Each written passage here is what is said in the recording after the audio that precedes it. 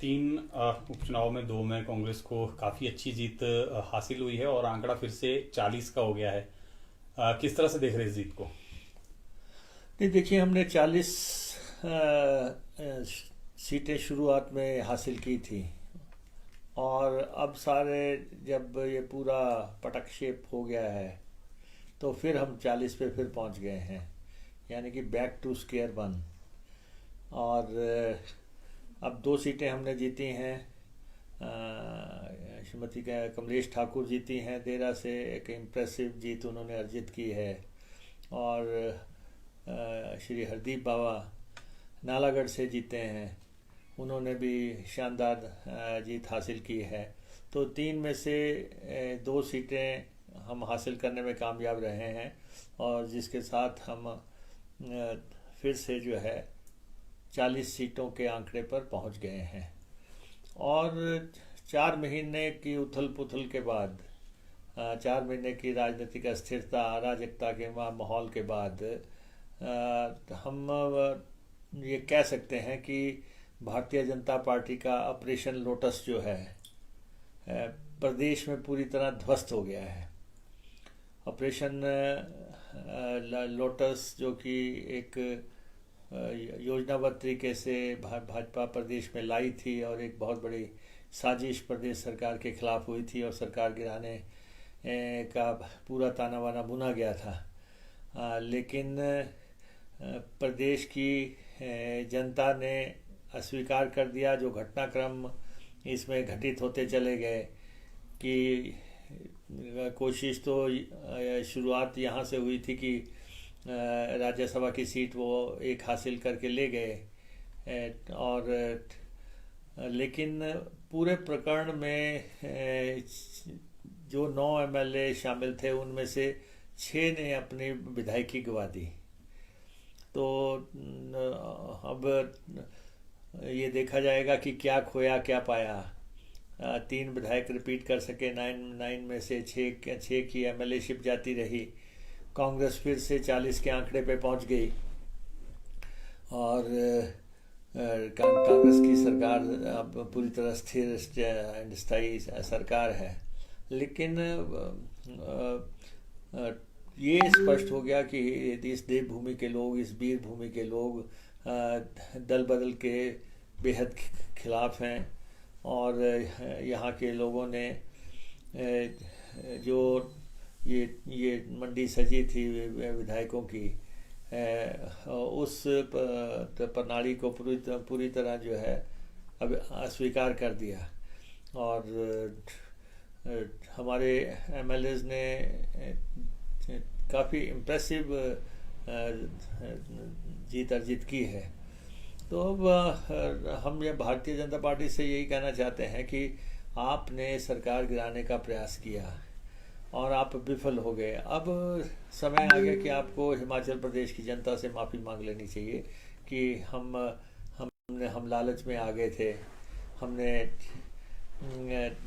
उस लोभ लालच में सरकार को गिराने का कोशिश की, और ख़ास तौर पे नेता प्रतिपक्ष जो इस घटनाक्रम के सारे साक्षी रहे, जो कि एक ब्रिज का काम कर रहे थे केंद्र और हिमाचल के बीच में, और जिन्होंने ये पूरी प्लानिंग की। और उनको चाहिए कि उनको जनता से माफ़ी मांग लेनी चाहिए, क्योंकि पहले वो कहते थे 4 जून को सरकार बन जाएगी, फिर वो कह रहे थे कि इन बाई इलेक्शंस के बाद, 3 बाई इलेक्शंस के बाद हम प्रदेश में सरकार बनाएंगे। तो इस पूरे घटनाक्रम में ये लोग प्रदेश की जनता की नज़र में गिरे होंगे। और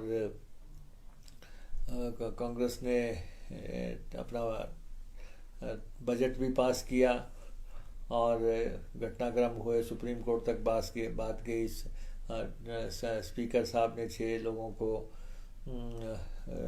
जो है विधानसभा से बाहर किया, इन लोगों के इस्तीफे स्वीकार किए। एक बहुत लंबा चौड़ा घटनाक्रम 4 महीने के अंदर घटित हुआ। लेकिन विकास को भी effect- नहीं, वो तो होता ही है। प्रदेश में जब राजनीतिक अस्थिरता का माहौल पैदा होता है तो उससे विकास प्रभावित होता है, कल्याण प्रभावित होता है, गरीब की सेवा का एजेंडा प्रभावित होता है। सारा ध्यान सारा 4 महीने जो है लगभग 120 दिन इसी घटनाक्रम में बीत गए। लेकिन ये जरूर है कि भाजपा औंधे मुंह गिरी है और ऑपरेशन लोटस का बहुत बुरा हशर हुआ है हिमाचल प्रदेश में। लगातार जयराम जी कह रहे हैं कि 6 CPS का रिजल्ट भी आएगा और उपचुनाव होंगे। क्या मान रहे आप थोड़ा बीजेपी को सबक लेना चाहिए जो ये नतीजे आए, क्योंकि देश भर में भी प्रदर्शन अच्छा नहीं समझता हूँ कि Jairam ji first time leader of opposition बने, हालांकि चीफ मिनिस्टर रहे हैं। तो मैं चाहूँगा जयराम जी कंस्ट्रक्टिव अपोजिशन की तरफ भूमिका निभाएं, रचनात्मक विपक्ष की तरफ अपना ध्यान केंद्रित करें। शॉर्टकट से सत्ता हासिल करने का योजना तो उन्होंने बनाई, लेकिन उस योजना में उनको बहुत नुकसान हुआ है। और आप देखें कि भारतीय जनता पार्टी ने के काडर ने ही एक्सेप्ट नहीं किया, जो लोग इन्होंने जिन लोगों के साथ मिलकर इन्होंने सरकार गिराने का प्रयास किया, या जिन लोगों को इन्होंने टिकट दिए, या जिन लोगों को ये पार्टी में लेके आए, हर जगह काडर ने तो विरोध कर दिया। भाजपा के काडर ने हर जगह जो ये मेहमान गए थे इनका विरोध किया है। तो वो भी एक बहुत बड़ा मसला था कि पार्टी के अंदर ये बात हो रही थी कि लोगों ने मेहनत की पार्टी को बनाने में, पार्टी को चलाने में, और वहाँ पे जो है आप प्रवासी मेहमानों को लाके बिठा दिया। तो भाजपा के काडर ने इसको रिजेक्ट कर दिया, प्रदेशवासियों ने रिजेक्ट कर दिया। ऑपरेशन लोटस जो है पूरी तरह बिखर गया और कुछ लोगों की MLA-शिप चली गई। और MLA बनना कोई आसान काम तो होता नहीं, बड़ी मेहनत से MLA बनता है व्यक्ति। और विनाशकाले विपरीत बुद्धि हो गई कि 6 आदमी अपनी सत्ता को, और सरकार में उनके काम हो रहे थे। ये तो कहने की बातें हैं सरकार में कि जी इंडिपेंडेंस के काम नहीं हो रहे थे, फलां नहीं हो रहे थे। वो तो कुछ ऐसा लोभ लालच आया कि शायद सरकार गिर जाएगी तो पता नहीं हम मंत्री बन जाएंगे, हमें कुर्सियां मिल जाएंगी। और इसलिए जो है जयराम जी तो आपने देखा गवर्नर हाउस के भी चक्कर मारते नजर आए। जयराम जी जो है इन MLAs के साथ भी पैरवी करते आए जो, और वो दिल्ली में भी करते आए। लेकिन कुल मिला के कांग्रेस ने अपने जो उसको साख को जो है मेंटेन करना था उसको मेंटेन कर लिया। और 40 थे, 40 हैं, 40 रहेंगे। और मुझे लगता है कि अब जो बात आप कर रहे हैं कि CPS की बात कर रहे हैं या कोई और बात कर रहे हैं, भाजपा को ये चीज़ें छोड़ देनी चाहिए। ये तरीका सही नहीं है, ये तरीका सही नहीं है। और ये हमेशा से लिटिगेशन में पड़े रहते हैं। हम तो कहते हैं पॉलिटिकल पोस्टें हैं। जब आपकी सरकार थी तो आप थे, हमारी सरकार है तो हमारे लोग हैं। तो लेकिन अब मुझे लगता है कि इनको सबक तो आया होगा इतने बड़े प्रकरण के बाद। सर, अब क्योंकि सरकार स्थिर हो चुकी है तो अब क्या लक्ष्य रहेगा सरकार का, किस तरह से विकास की गति को आगे बढ़ाया जाएगा? नहीं, हम अपने एजेंडे को फलीभूत करेंगे। हिमाचल प्रदेश का जो वित्तीय स्थिति है वो एक बहुत बड़ी चुनौती है। और ऐसे इस चुनौती को से हमने कैसे पार पाना है, प्रदेश में विकास का एजेंडा हमने कैसे आगे लेके जाना है, रोज़गार के मौके कैसे पैदा करने हैं, तो हम अपने एजेंडे पे लगेंगे। और मुझे लगता है कि इसके बाद भाजपा आत्ममंथन करेगी और पार्टी के भीतर भी इनके ये बात होगी कि हमें विपक्ष की भूमिका निभानी चाहिए और हमें अननेसेसरली जो है सत्ता हथियाने का प्रयास नहीं करना चाहिए। मार्जिन काफ़ी अच्छा है सर, 2 सीट पे जो जीत हासिल की है, नालागढ़ या देहरा की बात करें तो काफ़ी अच्छा मार्जिन है। देहरा हमीरपुर में थोड़ा सा अगर लगता है आपको कि कांग्रेस की थोड़ी सी कहीं कमी रहेगी? नहीं, देखिए हम 2 सीटें जीते हैं और बीजेपी एक जीती है। अंत में तो यही होता है, जो जीता वो सिकंदर। लेकिन हम सीटें, मैंने कहा, इम्प्रेसिव मार्जिन से जीते हैं। 9-9 हज़ार प्लस से हम सीटें हासिल की हैं। और उसके बाद हमीरपुर सीट बहुत नैरो गई है। और हमीरपुर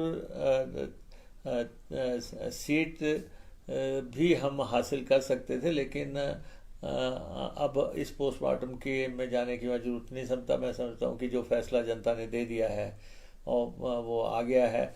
हम 40 के आंकड़े पे पहुँच गए। हमने शुरू से कहा था कि हम 40 थे, हमें किसी भी हालत में 40 पे पहुँचना है, और हम 40 पे पहुँच गए। और वो आका हमने वो जो लक्ष्य था वो हमने अचीव कर लिया।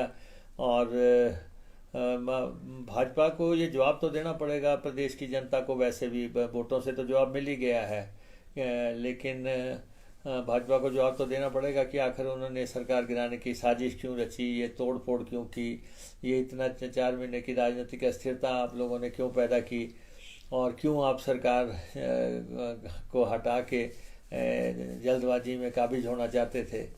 ये सारी बातों का तो जवाब ये देंगे, अपने वर्कर्स को भी देंगे, अपनी पार्टी में भी देंगे, और प्रदेश की जनता को भी देंगे। लेकिन ये एक स्पष्ट बात हो गई है कि हिमाचल प्रदेश में finally operation lotus super flop हुआ है। और वो भी उस समय हुआ है जब केंद्र में इनकी सरकार है, और उनका पूरा सहयोग, आशीर्वाद हासिल करके इन्होंने पूरे तामझाम और पूरे दबाव और हर तरह की साजिश षड्यंत्र के बाद भी ये सत्ता हथिया नहीं सके। और हम अपने काडर का धन्यवाद करते हैं, कांग्रेस के लीडर्स का धन्यवाद करते हैं, कांग्रेस हाईकमान का धन्यवाद करते हैं, जिन्होंने मार्गदर्शन किया। कांग्रेस हाईकमान ने, वर्कर ने बहुत मेहनत की अपनी इसी पुरानी स्थिति को बहाल करने के लिए। पूरे प्रदेश का वर्कर वो बधाई का पात्र है। और जो लोग जीत के आए हैं, हम